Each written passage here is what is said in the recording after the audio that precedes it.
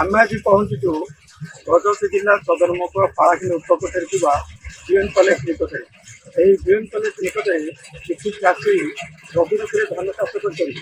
ରବି ଋତୁରେ ଧାନ ଚାଷ କରି ବର୍ତ୍ତମାନ ସରକାରଙ୍କ ପକ୍ଷରୁ ମଣ୍ଡିର ବ୍ୟବସ୍ଥା ନଥିବାରୁ ଚାଷୀ ବାହାର ରାଜ୍ୟକୁ କମ୍ ଦରରେ ଧାନ ବିକ୍ରି କରୁଛନ୍ତି। ଆମ ପାଖରେ ଚାଷୀ ଜଣ ଅଛନ୍ତି, ସରକାରୀ ମୁଖିଆ, ତାଙ୍କେ ଧାନ ଚାଷ କରୁଛନ୍ତି ଏବଂ କେତେ ଟଙ୍କାରେ ଧାନ ବିକ୍ରି କରୁଛନ୍ତି, କେତେ ଏକର ଚାଷ କରୁଛନ୍ତି ତାକୁ ପଚାରି ବୁଝିବା। ତମ ନାଁଟା କ'ଣ?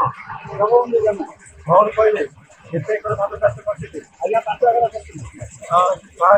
ଧାନ କୋଉଠି ବିକ୍ରି କରୁଛନ୍ତି? ଆଜ୍ଞା ଆନ୍ଦାଜ ପକେଇ କେତେ ଟଙ୍କା କେତେ କୁଇଣ୍ଟାଲ କେତେ ଅଶୀ କେଜି କେତେ ହିସାବରେ ବର୍ଷେ ଦିନ କେଜି 150 ଟଙ୍କାରେ ଆସିକି କ'ଣ କହିବେ ସରକାର? ସରକାରକୁ ଆମର ମାଟି ଖୋଲିଥିଲେ ଆମର ସୁବିଧା ଚଲେଇଥାନ୍ତା। ଆଉ ମାଟି ତ ଖୋଲିଲେ କିଛି ନାହିଁ, ଆମର ରହୁଛ ଚାଷୀ ଆମର କିଛି ଅସୁବିଧା ହେଉଛୁ, ଆମେ ଆନ୍ଧ୍ରପ୍ରଦେଶ ପଠାଇବାକୁ ବାଧ୍ୟ ହେଉଛୁ। ସେ ବିଷୟରେ ସରକାରକୁ ଗୁହାରି କରିଛନ୍ତି। ଆଜ୍ଞା ଆମେ ଜଣେଇଥିଲୁ ଯେ ଆଉ ସେ କଥା ଆଉ କିଏ ଶୁଣୁଛି? ଚାଷୀର କଥା କିଏ ଶୁଣିବାକୁ ନାରାଜ ଆଜ୍ଞା।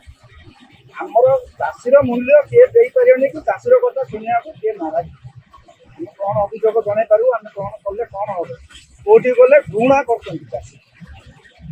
ଯାହା କହୁଥିଲେ ଚାଷୀ ପ୍ରତିବର୍ଷ ଖରାଟି ବା ରବି ଋତୁରେ ଧାନ ଚାଷ ହେଉଛି, କିନ୍ତୁ ସରକାରଙ୍କ ପକ୍ଷରୁ ମଣ୍ଡିର ବ୍ୟବସ୍ଥା ନଥିବାରୁ ଚାଷୀ ଉଚିତ ପ୍ରାପ୍ୟ ପାଇପାରୁନାହାନ୍ତି ଏବଂ ବାଧ୍ୟ ହୋଇ ବାହାର ରାଜ୍ୟକୁ କମ୍ ଦରରେ ବିକ୍ରି କରୁଛନ୍ତି।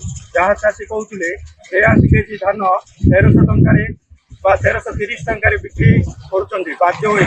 ଆଉ ସେମାନଙ୍କର ଇନଭେଷ୍ଟମେଣ୍ଟ କରିଥିବା ପଇସା ବାଧ୍ୟ ହୋଇ ବାହାରେ ଏବଂ ବିଦେଶରେ ପୁଣି ଧାନ ଚାଷ କରିବା ସକାଶେ ସେମାନଙ୍କର ପଇସା ଆବଶ୍ୟକ ଥିବାରୁ କମ୍ ଦରରେ ବାଧ୍ୟ ହୋଇ ବିକ୍ରି କରୁଛନ୍ତି। ଏଥିପ୍ରତି ଯଦି ରାଜ୍ୟ ସରକାର କିମ୍ବା ଜିଲ୍ଲା ପ୍ରଶାସନ ଚାଷୀଙ୍କ ପ୍ରତି ଗୁରୁତ୍ୱ ଦେଲେ ଚାଷୀ କୂଳ ଉପକୃତ ହୋଇପାରିବ ବୋଲି ଆଶା କରାଯାଉଛି। ଗଜପତିରୁ ବିବେକାନନ୍ଦ ବେହେରା, ରିପୋର୍ଟର୍ସ ଟୁଡେ।